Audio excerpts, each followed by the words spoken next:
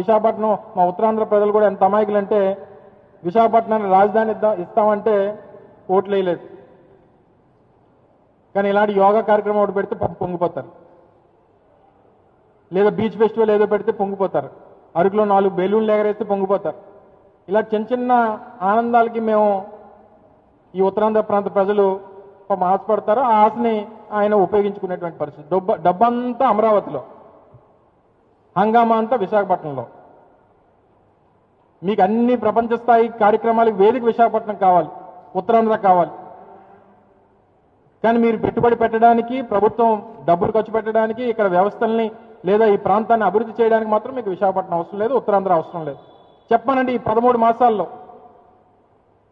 విశాఖపట్నానికి కానీ ఉత్తరాంధ్రకు కానీ ప్రత్యేకంగా చేసినటువంటి కార్యక్రమాలు ఏంటో ఈ సంవత్సర కాలంలో చెప్పమనండి. మొదలుపెట్టినటువంటి జిఎంఆర్ ఎయిర్పోర్టు మా హయాంలో మొదలుపెట్టింది.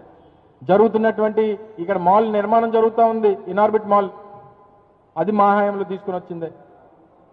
ఉద్దానంలో కిడ్నీ సెంటర్ నిర్మాణం చేసాం, పూర్తి చేసాం. మూలపేటలో పోర్టు నిర్మాణం జరుగుతూ ఉంది, అది మా హయాంలోనే.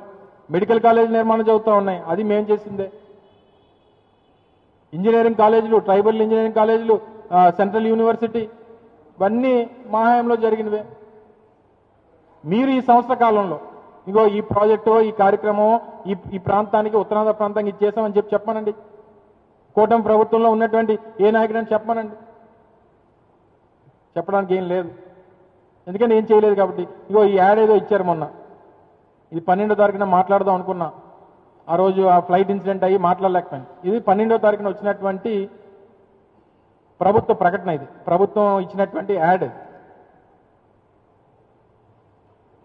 భోగాపురం ఎయిర్పోర్ట్ పనులు ఇందాక మీకు చెప్పినట్టు ఇది మా హయాంలో తీసుకుని వచ్చింది.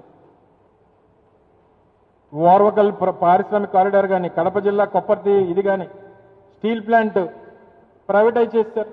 ప్రైవేటైజేషన్కి టోటల్గా పాప ఎంప్లాయీస్ని దాదాపు 3,200 మంది తీస్తారు. అంటే పూర్తి స్థాయిలో ప్రైవేటైజేషన్కి అడుగులు వేసేస్తా ఉన్నారు. మా వైఎస్ఆర్ కాంగ్రెస్ పార్టీ ప్రభుత్వంలో అసలు ఆ కార్మిక నాయకులందరూ కూడా ఒక టెంట్ నడిపి వారి నిరసన తెలియజేసేటువంటి పరిస్థితి ఆ రోజు ఉంటే, ఏ ఒక్కరోజు ఒక పోలీసు కూడా టెంట్ వైపు వెళ్ళలేదు. ఎందుకంటే వాళ్ళు పోరాటం చేసేటువంటి వారి హక్కు అనేటువంటి ఉద్దేశంతో. మొన్న ఒక రోజు మొత్తం పోలీసులందరూ కూడా టెంట్లోకి వెళ్ళి కూర్చొని కార్మికులను ఎవరిని రానివ్వకుండా మొత్తం టెంట్ అంతా ఎత్తిపెట్టేశారు. మళ్ళీ ఎవరు టెంట్ వేయడానికి వీల్లేదని చెప్పారు. కాంట్రాక్ట్ కార్మికులు 3,200 మందిని తీస్తారు. ఈ సంవత్సరంలో 3.5 నెలల జీతాల బకాయిలు ఉన్నాయి. ఏమని అడిగితే 10,000 కోట్లు, 11,000 కోట్లు, 12,000 కోట్లు ఇస్తామని చెప్తున్నారు. మీకున్నటువంటి ఫైనాన్షియల్ ఇన్స్టిట్యూషన్స్ నుంచి మీ తాలూకు అప్పుని ఒక ఇన్స్టిట్యూషన్ నుంచి ఇంకో ఇన్స్టిట్యూషన్ మార్చడానికి ఇచ్చినటువంటి డబ్బుని ఏదో స్థానికంగా ప్లాంట్ కార్మికులకో లేకపోతే ప్లాంట్ అభివృద్ధికో ఇచ్చినట్టు మీరు మాట్లాడితే, ఒకవేళ మీరు కాపాడేటువంటి ఉద్దేశం మీకుంటే మీరు ఎంప్లాయీస్ని ఎందుకు మీరు తీసేస్తా ఉన్నారు? రోజు రోజుకి ఎంప్లాయీస్ని తగ్గించుకుంటూ ఎందుకు వస్తున్నారు? మీరు అడుగులన్నీ ప్రైవేటైజేషన్ వైపు ఎందుకు నడుస్తూ ఉన్నాయి? వీటన్నిటి కూడా సమాధానం చెప్పడం మానేసి ఇటువంటి ఈవెంట్లు చేసుకొని మీరేదో పబ్లిసిటీ పొందాలనేటువంటి ప్రయత్నం ఇప్పటికైనా చంద్రబాబు నాయుడు గారి సంవత్సరం అయిపోయింది. మా నాయకుడు చెప్పినట్టు కళ్ళు మూసి తెరిస్తే ఇంక 3 సంవత్సరాలు అయిపోతుంది, ఎలక్షన్లు వచ్చేస్తాయి. 5 సంవత్సరాలకు ఒకసారి మనకి ప్రజాస్వామ్యంలో అవకాశం ఉంటుంది. 5 సంవత్సరాలకు ఒకసారి ఓటేసేటువంటి హక్కు ప్రజలకు వస్తుంది. తప్పకుండా మళ్ళీ మీకు బుద్ధి చెప్పేటువంటి రోజు దగ్గరలోనే ఉంది.